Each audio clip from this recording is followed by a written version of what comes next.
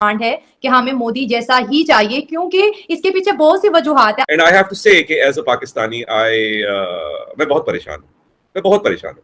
देखें, इंडिया जो है वो इस साल 1.7% ऑफ द जीडीपी जो है वो ट्रांसपोर्ट इंफ्रास्ट्रक्चर पे लगा रहा है, और ये कहा जा रहा है ये अमेरिका और यूरोप के अंदर जो पैसा जो लगाया जा रहा है ट्रांसपोर्ट इंफ्रास्ट्रक्चर पे, उससे डबल है ये। काफी इस तरह की सरगर्मियां हैं कि इमरान खान को जो गिरफ्तारी के वारंट निकले हुए, लेकिन इमरान खान गिरफ्तारी देने के लिए तैयार ही नहीं है। आखिर क्या वजह है? दोस्तों नमस्कार, स्वागत है आपका मेरे YouTube चैनल पर। दोस्तों, पाकिस्तानी मीडिया का कहना है कि अब पाकिस्तान को भी चाहिए प्रधानमंत्री नरेंद्र मोदी जैसा प्रधानमंत्री, क्योंकि पाकिस्तानी सरकार जितनी बार इमरान खान को गिरफ्तारी के लिए वारंट निकालती है, इमरान खान कोई न कोई तरीके से बच जाते हैं।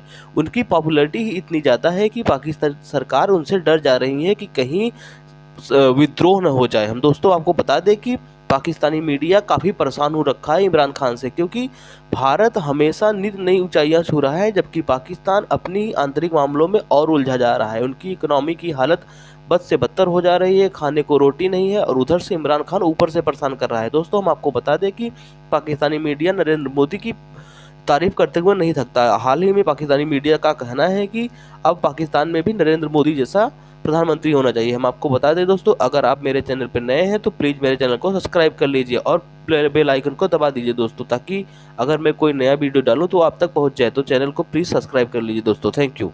और हमने किस तरह से रिवर्स गियर लगा के हम पीछे की तरफ चलते जा रहे हैं, बेहतरी कहीं पे भी नहीं है। अगर एक पीएम अपनी कंट्रीज को, उनका सेकंड टेन्योर है, इतना आगे ले गए हैं कि अब लोग उनको डबल इंजन सरकार कहती है कि जो काम 6 सालों में होता था मोदी जी वो 3 सालों में कर रहे हैं, 4 साल का काम 2 सालों में कर रहे हैं।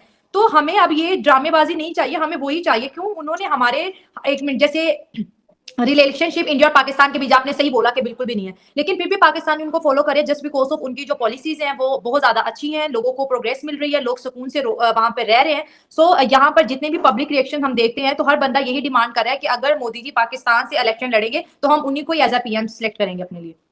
Okay, and that means Pakistan के लोग अब चाह रहे हैं कि डेवलपमेंट हो, और डेवलपमेंट के साथ साथ इकोनॉमी हो और इंटरनेशनल अफेयर्स भी चले। अच्छा, ये चीज के पहले तो हम सुनते थे, इमरान खान के मुंह से सुना, और उसके बाद और मुख्तलिफ पॉलिटिशियंस के मुंह से सुना कि मोदी तो किलर है, मोदी तो ये है, मोदी तो वो है, नाजी बोला, बहुत सारी चीजें बोला। तो क्या उस इमेज से बाहर आ चुकी है कहानी? क्या आप प्राइम मिनिस्टर मोदी के डेवलपमेंट को भी देखा जा रहा है, या लोग इन पॉलिटिशियंस पे विश्वास नहीं कर रहे? लोग बोल रहे हैं यार जरा देख भी लो कि क्या फर्क है दोनों कंट्रीज में।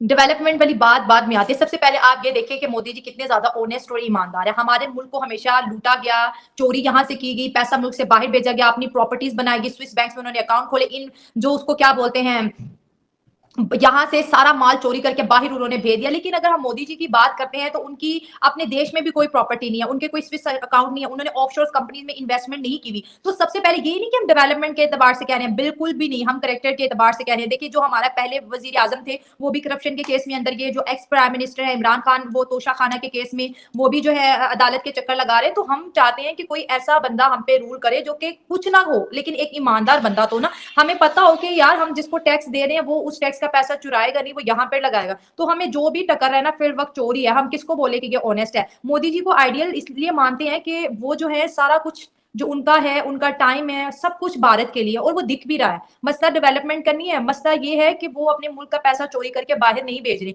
हमारा सारा पैसा, ऐसा तो नहीं है कि पाकिस्तान शुरू से ही कंगाल था, ऐसा भी नहीं है कि यहाँ पे कुछ है नहीं, भारत का ही हिस्सा है ना, बराबर बराबर मिला दोनों को अपनी पॉपुलेशन के एतबार से। उन्होंने भी बहुत स्ट्रगल देखी, हमने भी देखी, लेकिन उसके बावजूद हम पे इतना कर्जा चढ़ गया, इतना। लेकिन आज तक कोई बंदा हुकूमत का बता दे कि जो 200-250 अरब डॉलर्स के जो कर्जे लिए ये गए कहाँ पे है, लगे कहाँ पे है, आप जान ही नहीं पाएंगे। 1 अरब डॉलर का हिसाब नहीं है दे सकते। एयरपोर्ट पे एयरपोर्ट बनाए जा रहे हैं, इन्वेस्टमेंट पे इन्वेस्टमेंट किए जा रहे हैं।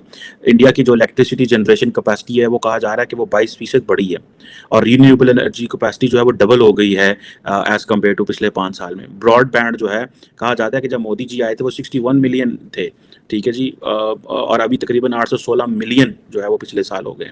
इस वक्त इंडिया की जो मोबाइल बेस्ड पेमेंट सिस्टम है वो 2016 के मुकाबले में आज अगर देखा जाए तो half of the digital transactions India की जो है वो डिजिटली हो रही हैं। हाफ ऑफ दी जो ट्रांजैक्शंस हैं वो डिजिटल हो रही हैं। This is what they are promising to people of India.